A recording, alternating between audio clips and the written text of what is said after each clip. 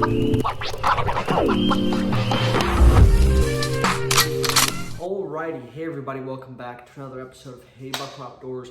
Today I'm going to be going into something that is interesting, especially for someone who's into the outdoors such as myself and loves history, love all that stuff. I'm going to be getting into what kind of surplus is out there that, you know, can cross both those realms of, yeah, having a piece of history, but also having something practical that you can use.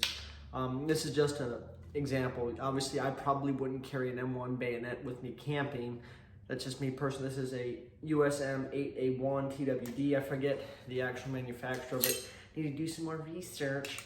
But yeah, this is a M1 type bayonet made between the years of 1949 and 1953. Could have been one of the longer 18-inch ones that was cut down. However, I'm not exactly sure.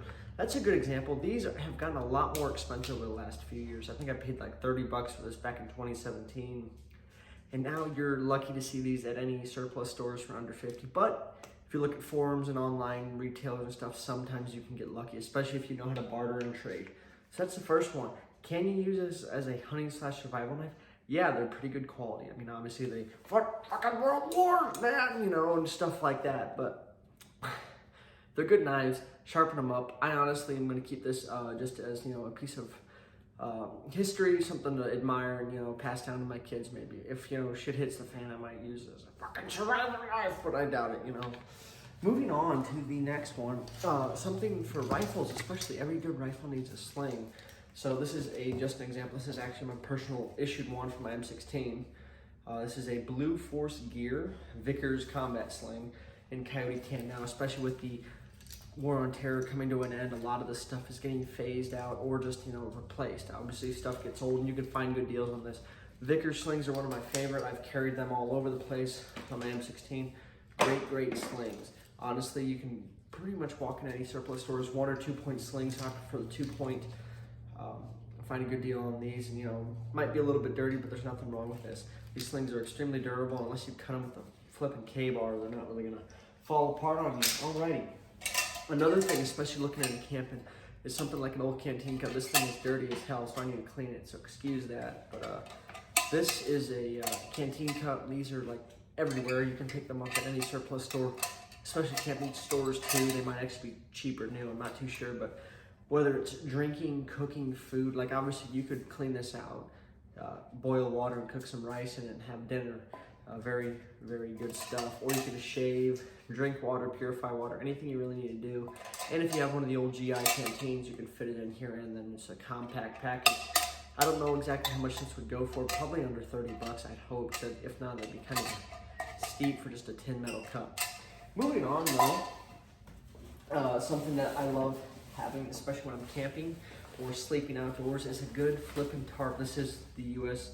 Marine Marpat camo style. Again, my personal issued stuff. However, these are very easy to find, especially in surplus stores if you live near a town that has a military base close by.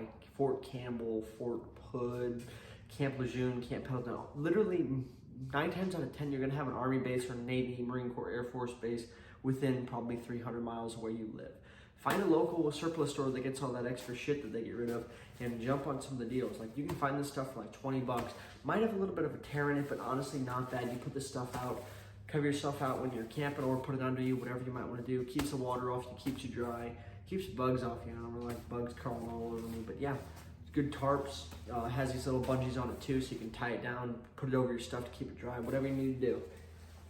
So one of my personal favorites that has come out of, this is Army surplus, that has come out of the last few years of the War on Terror, is these warming layers. So this is like a, kind of like a fleece / shooting jacket. This is a Coyote tan version. It's got the full zipper. You've got the thing for the name tapes along with your rank right here. But something that's really interesting about this, it's thermal. I'd say thermal. It keeps you pretty warm, especially if you're in your camis, but you have that, and you also have this like nylon fabric up here for shooting. So if you have to get down to the prone or whatever, if you're hunting or whatever it may be, I wear this thing all the time when I'm out in the outdoors. It's a great little piece. They're very durable. That's one thing I will say about military surplus. Yeah, it may not be the highest quality, but it's very durable typically, and it will suit a wide variety of needs. This one is Coyote tan. I believe they have these in like the ACU pattern gray. I could be mistaken about this, but I think I picked this up for like 20 bucks in my local surplus shop, and it served me well. I've worn this thing in the field while I've been in the service, worn it camping, worn it fishing, hunting, you name it, and this thing is just a war horse, no pun intended. Alrighty, this is probably the last thing that I have that is good surplus, and I can make videos about all this individual stuff if you guys want to see it, is boots. Again, these are my personal issued ones. These are my field boots, so they're kind of tore up, but finding good boots. A lot of times you can find them in pawn shops, surplus stores for a really reduced price if they're lightly used. Now, if you want to wash them, whatever, clean them out, make sure they don't have any foot fungus, it'd probably be a good idea. This one I have my dog tags in, but typically with combat boots or jungle boots, anything like that, once you break them in, these things are going to be great boots.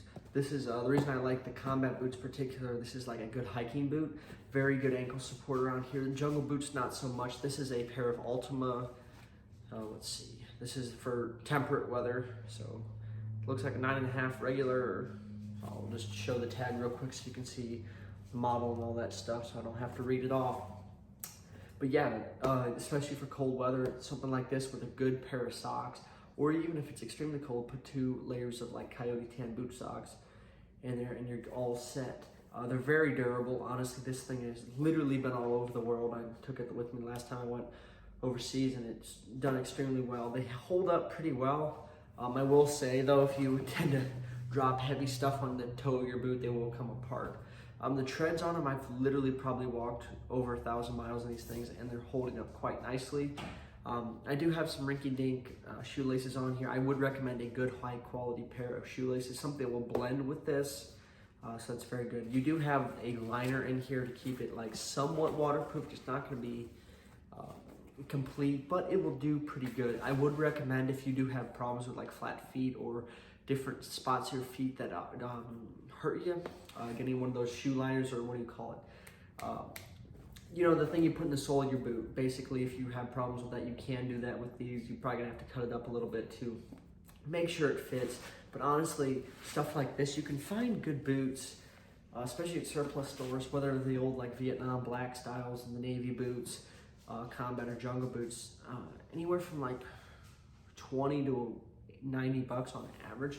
If you know where to look though, certain websites, knowing a friend of a friend, honestly, if you have an old buddy who served anywhere recently and got out, they probably have several pairs of extra boots, and if they're in your size, ask them for a pair and they'll probably give them to you for free, if not like 20 bucks.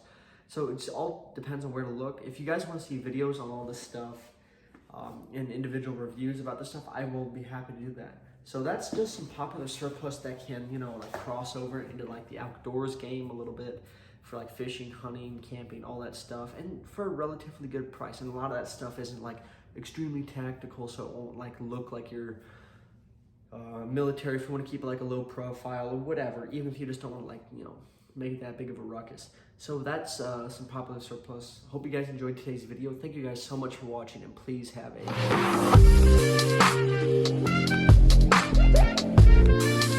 a